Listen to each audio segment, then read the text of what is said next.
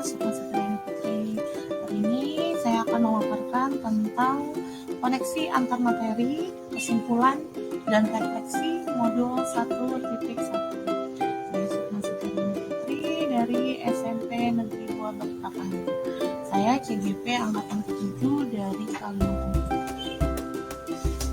Oke, sebelum kita lanjut, di sini ada pertanyaan pemantik dalam membuat kesimpulan dan refleksi terhadap pemikiran-pemikiran Kiai Dewantara. Yang pertama, apa yang Anda percaya tentang murid dan pembelajaran di kelas sebelum Anda mempelajari modul 1.1? Dan pertanyaan yang kedua, apa yang berubah dari pemikiran atau perilaku Anda setelah mempelajari modul ini? Dan pertanyaan pemantik yang ketiga, apa yang dapat segera Anda terapkan lebih baik agar kelas Anda mencerminkan pemikiran Kiai Dewantara? Untuk pertanyaan pemantik yang pertama, apa yang Anda percaya tentang murid dan pembelajaran di kelas sebelum Anda mempelajari modul 1.1? Yang pertama, kegiatan pembelajaran sering lebih dominan ada pada guru. Guru lebih aktif daripada murid. Dan yang kedua, mendominasinya sikap dan perilaku seorang guru di kelas agar timbul rasa takut dan tidak nyaman terhadap murid. Ketiga, memaksakan agar murid menyelesaikan tugas atau kegiatan sampai selesai dan tidak adanya apresiasi balik terhadap murid. Selanjutnya, kegiatan pembelajaran selalu di dalam kelas. Di awal pembelajaran tidak pernah membuat kesepakatan bersama saat mengawali pelaksanaan pembelajaran. Fokus kegiatan pembelajaran adalah ketutasan target kurikulum dalam satu semester seperti yang tertuang dalam dokumen program tahunan. Dan yang terakhir, dalam pembelajaran yang saya lakukan, saya lebih sering menggunakan metode atau strategi yang baik menurut saya, tetapi tidak pernah memperhatikan kebutuhan murid atau pembelajaran seperti apa yang mereka inginkan dan sesuai dengan gaya belajar mereka. Jadi di sini kita lebih memaksakan kehendak murid mengikuti apa yang kita inginkan, bukan kita yang mengikuti apa yang murid inginkan. Nah, sebelum kita mempelajari tentang modul modul 1.1 di sini adalah pembelajaran benar-benar berpusat kepada guru. Di sini ada beberapa kegiatan pembelajaran yang dilakukan di dalam kelas.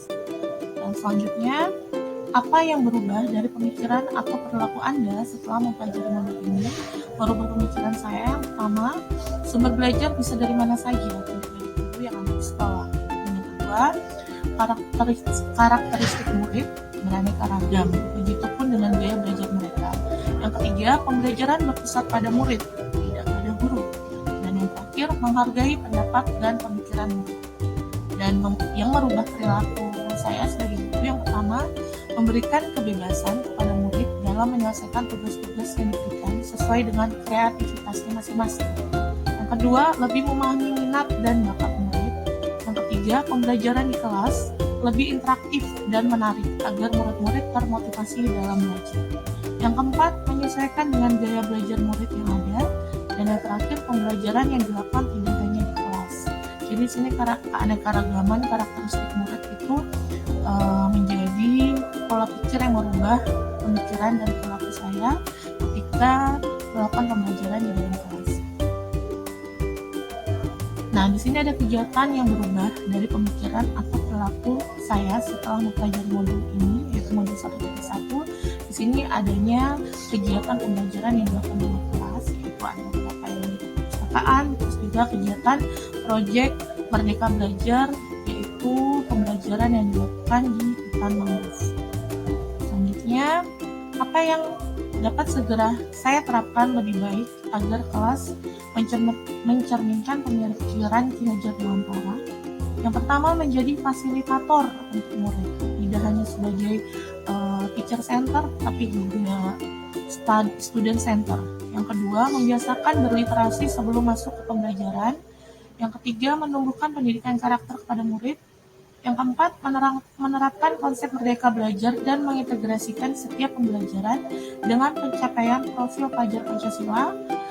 Selanjutnya, pembelajaran yang mengutamakan budi pekerti, menerapkan pembelajaran berbasis kearifan lokal, yaitu mengangkat budaya-budaya sekitar, menerapkan sistem AMONG atau pendidikan yang menuntun, bukan menuntut.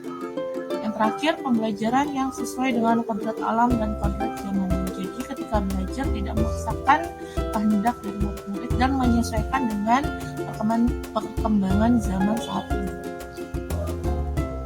Nah, di sini ada beberapa pembelajaran yang telah dilakukan, yaitu pembelajaran yang berkisar kepada murid dan juga pembelajaran yang dilakukan di luar kelas dan tidak hanya di dalam kelas. Kesimpulan yang dapat diambil di sini adalah yang pertama, pendidikan itu menuntun pada minat dan bakatnya.